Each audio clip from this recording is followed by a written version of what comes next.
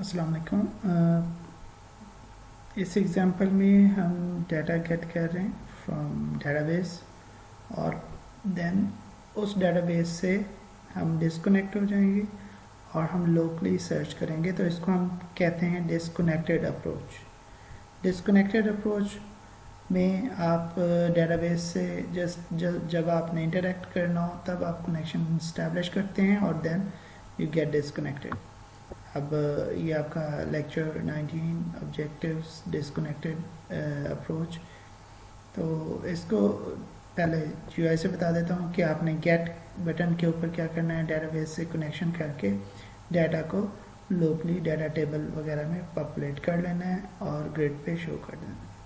Then यहाँ पे आप सर्च करना चाह रहे हैं कोई भी चीज़ तो आप डेटाबेस पे नहीं जाएंगे बल्कि लोकली जो डाटा टेबल आपके पास है उस पे सर्च करेंगे और उससे पॉपुलेट करेंगे अपनी ग्रिड को। इसका कोड थोड़ा सा रिव्यू कर लेते हैं पहले कि आप ये देखें कि फॉर्म के ऊपर डाटा टेबल की बजाय डाटा सेट बनाया हुआ है। उसके अलावा कनेक्शन स्ट्रिंग बन रहा है, कनेक्शन ओपन हो रहा है। देन यहाँ पे क्वेरी लग रही है स्टूडेंट इन्फो की टेबल से और फिर आपका यहाँ पे क्या हो रहा है कि जी सीक्वल कनेक्शन और क्वेरी को दे रहे हैं। एडाप्टर है, एडाप्टर से डाटा सेट फिल हो रहा है। ये एक्चुअली डाटा सेट जो फिल होता है, इस data set is a collection of data tables. तो इसके अंदर मल्टीपल डाटा टेबल्स होती हैं। जिस तरह डेटाबेस के अंदर टेबल्स होती हैं इस तरह डाटा सेट के अंदर भी आप मल्टीपल टेबल रख सकते हो। तो in a single object you have multiple tables. Table भी ऑब्जेक्ट है, टेबल के अंदर रो भी ऑब्जेक्ट है, रो के अंदर एक एक सेल एक एक कॉलम भी ऑब्जेक्ट है। बट आपको अगर मल्टीपल टेबल एक ही ऑब्जेक्ट में प्लेस करनी हो तो that object is data set. और अगर जस्ट एक टेबल करनी हो तो आप डाटा टेबल भी यूज़ कर सकते हैं और मूव ऑन। अब हम ये बटन है जो हमारा गेट का बटन है, वो एग्जांपल वो गेट करता है और फिल करता है। अब सर्च बटन को देखें तो सर्च बटन में कहीं पे आपको डेटाबेस नहीं नज़र आ रहा, डाटा रो बन रही है जो डाटा सेट हमने फिल किया था डीएस की इन टेबल्स। क्योंकि DS is a collection of tables तो इसमें मल्टीपल टेबल्स हैं तो उसकी टेबल्स का इंडेक्स 0 मीन उसमें एक ही जो पहली टेबल पड़ी है 0 इंडेक्स पे होगी। अगर मल्टीपल टेबल हैं तो हर टेबल एक एक इंडेक्स पे पड़ी होगी। आपको इंडेक्स का नहीं पता, आपने टेबल्स के नेम दिए हुए हैं तो यहाँ पे टेबल का नेम भी राइट कर सकते हैं। तो यहाँ पे अगर डाटा टेबल का ऑब्जेक्ट यूज़ करें तो डाटा टेबल भी यूज़ कर सकते हैं। डाटा टेबल डॉट सेलेक्ट और यहाँ पे कॉलम का नेम लाइक और यहाँ पे जो भी बॉक्स में से टाइप किया टेक्स्ट नेम में से वो लिखेंगे, परसेंटेज डालेंगे तो ये आपके पास आ जाएगा वही चीज़ जो इनसे नेम से मैच करती होगी। ये जितनी भी रोज़ रिटर्न होंगी वो डाटा रो कहलाती हैं। डाटा टेबल के अंदर डाटा रोज़ होती हैं या डाटा कॉलम्स होते हैं क्योंकि data table is a collection या 2 डायमेंशनल एरे है। 1 dimensional is row and other dimension is a columns. Data row और डाटा कॉलम्स, पूरा कंप्लीट कॉलम चाहिए तो डाटा कॉलम यूज़ करेंगे, अगर रोज़ चाहिए तो डाटा रो यूज़ करेंगे। यहाँ से जो भी इस ऑब्जेक्ट में जितनी भी रोज़ आई हैं हर रो के ऊपर ईच लूप लगाया और ग्रिड के अंदर इसको पॉपुलेट किया। तो ये एग्जांपल है समझने के लिए। इसमें अगेन बता दूं कि इसमें हम डाटा टेबल की बजाय अगर डाटा सेट की बजाय डाटा टेबल यूज़ करना चाहें तो यहाँ पे डाटा टेबल का ऑब्जेक्ट बनाएं, कनेक्शन स्ट्रिंग, कनेक्शन ओपन किया, क्वेरी लिखी, कमांड का ऑब्जेक्ट, यहाँ तक तो सेम काम है। यहाँ पे कमांड के ऑब्जेक्ट पे क्या करते थे कि एग्जीक्यूट क्वेरी करते थे, एग्जीक्यूट रीडर डाटा रीडर करते थे और उसके बजाय सीक्वल का एडाप्टर है और एडाप्टर का फंक्शन है फिल। ये फंक्शन इसके पास एडाप्टर के पास जो भी कमांड होती है उसको एग्जीक्यूट करता है और जो रिजल्ट होता है और उसमें फिल कर देता है। अब इस यहाँ के बाद डाटा आपके डेटाबेस से नहीं आएगा, ये जो आपके पास लोकल टेबल्स आ गई है इन अ मेमोरी जो आपके पास टेबल अवेलेबल है। तो अब इससे क्या बेनिफिट होगा कि आपको again and again SQL server पे हिट नहीं करना पड़ेगा। सीक्वल सर्वर पे आप नहीं जाओगे तो आपका यूज़र रिस्पांस परफॉर्मेंस इंक्रीज हो जाएगी। ये काम हम तब करते हैं जब हमारे पास बहुत ज़्यादा यूज़र्स हों और हम सर्वर के ऊपर लोड नहीं करना चाह रहे और फॉर्म है, लेंथी फॉर्म्स हैं, इस तरह की कोई चीज़ें हैं, डिस्कनेक्टेड अप्रोच यूज़ करते हैं ताकि लोकल डेटाबेस पे लोकल रिसोर्सेज यूज़ होते रहें और जब वो यूज़र अपना काम कंप्लीट कर ले और वो सारी चीज़ें अप्लाई करना चाहे ऑन डेटाबेस, देन हम इस पे अप्लाई कर देते हैं। तो इस अप्रोच को हम अगले एग्जांपल में ये भी देखेंगे कि बल्क में हम डेटाबेस पे कैसे चेंज अप्लाई करते हैं। तो ये पहले एग्जांपल कि इंस्टेड ऑफ सर्च जो आप क्वेरी करते हैं अगेन एंड अगेन और डेटाबेस पे जाने के बजाय लोकल जो डाटा टेबल है उसके ऊपर कैसे परफॉर्म करना है। ये जो आपकी डाटा टेबल है इसके ऊपर हर तरह की चीज़ अप्लाई हो सकती है। जो टेबल का काम आप डेटाबेस पे कर सकते हैं वही आप लोकल डाटा टेबल पे भी परफॉर्म कर सकते हैं। इसको अंडरस्टैंड करना है, इसकी और एग्जांपल्स आप देख सकते हैं, बेताशा एग्जांपल्स हैं। इसमें हम फर्दर ये जो डाटा सेट है, डाटा सेट के अंदर डाटा टेबल्स हैं, डाटा व्यूज़ हैं। इसमें जो टेबल्स हैं इसके ऊपर तमाम किस्म की कॉन्स्टेंट लग सकती हैं। इन टेबल्स के अंदर रन टाइम पे आप कॉलम्स ऐड कर सकते हैं। इन टेबल्स के ऊपर जो काम मोस्टली आप डेटाबेस पे करते हैं वो काम यहाँ पे कर सकते हैं। इन डेटा टेबल्स के ऊपर आप जॉइंट्स लगा सकते हैं, इनके ऊपर रिलेशन, रेफरेंशियल इंटीग्रिटी और इस तरह के आप डिफरेंट चीज़ें, कॉन्स्टेंट्स, सब कुछ। इवन केस में डाटा टेबल के अंदर हर रो की स्टेट होती है जिससे आप मालूम कर सकते हैं कि ये रो नई इंसर्ट हुई है या ये रो यूज़र ने मॉडिफाई की है या ये रो डिलीट हुई है। वो रो कीप करेगा बट उसकी रो स्टेट डिलीटेड होगी। ग्रिड को अगर किसी और चीज़ को आप उसको डाटा सोर्स दिखाएंगे तो वो रो वहाँ पे नज़र नहीं आएगी बट रो स्टेट है। ये एक इंटरेस्टिंग चीज़ें हैं, इनको आपको स्टडी करना चाहिए। तो अभी इसकी एग्जांपल इस प्रोग्राम को हम परफॉर्म करके देखते हैं। ओके, तो ये हमारा विंडो फॉर्म हो गया। विंडो फॉर्म पे हमने ये करना है कि एक text box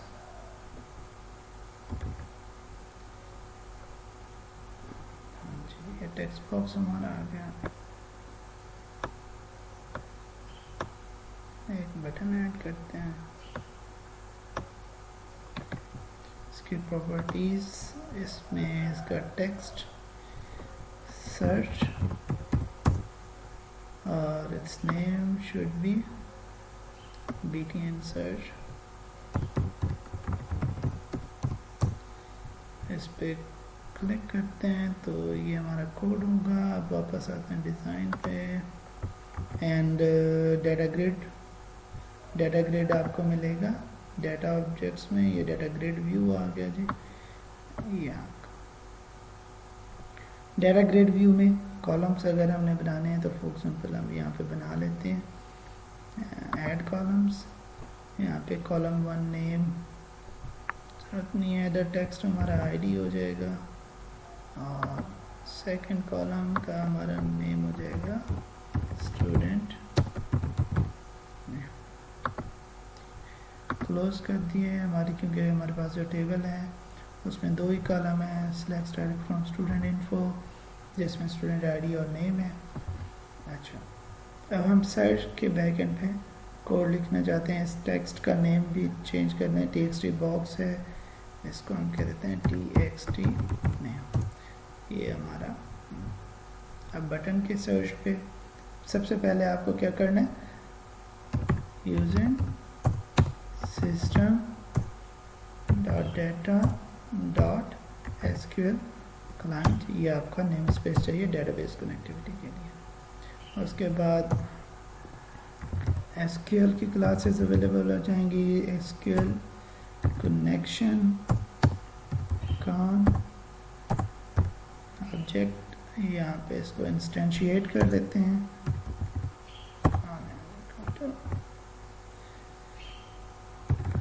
new SQL connection और SQL connection con connection string pass करते हैं।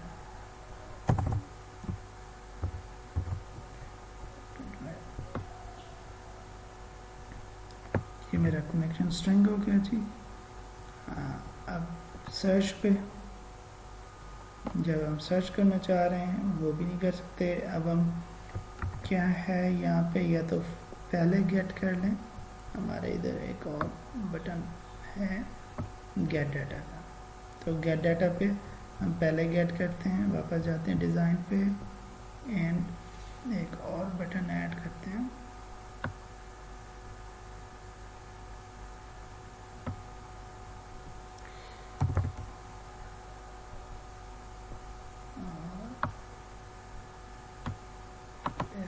ये आप फॉर्म लोड पे भी कर सकते हैं और चाहें तो इसका नाम है gate data.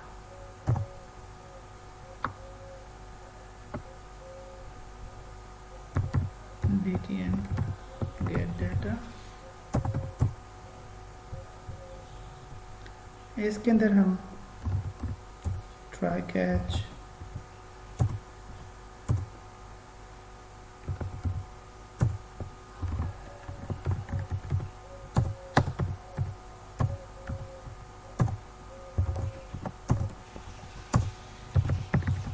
message box dot show and we have to show the exception message। okay, यहाँ पे हम if connection dot state, ये कनेक्शन को स्टेट मैच करते हैं कि अगर कनेक्शन स्टेट डॉट क्लोज्ड, ये अगर क्लोज्ड है तो कॉन डॉट ओपन का फंक्शन, ताकि कनेक्शन आपकी एप्लीकेशन का और डेटाबेस का इस्टेब्लिश हो इस सब्जेक्ट के थ्रू। ये ऑब्जेक्ट हमारा कनेक्टिविटी प्रोवाइड करता है। देन आप क्या करते हो, एक क्वेरी बनाते हो, स्ट्रिंग क्वेरी कहते हैं select static from student info। यही है जी हमारी टेबल, एग्जैक्टली ये चीज़।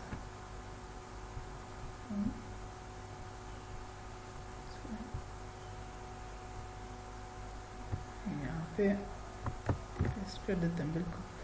अच्छा जी, अब आपको एसक्यूएल कमांड का ऑब्जेक्ट चाहिए।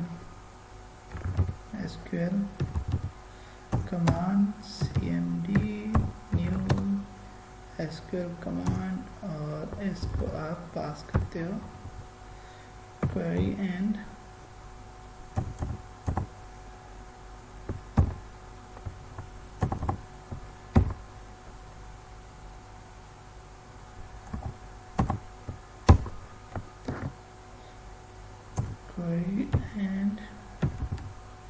connection। सॉरी ये क्यों दे रहा है, क्योंकि यहाँ पे सेमीकोलन नहीं है, तो इसमें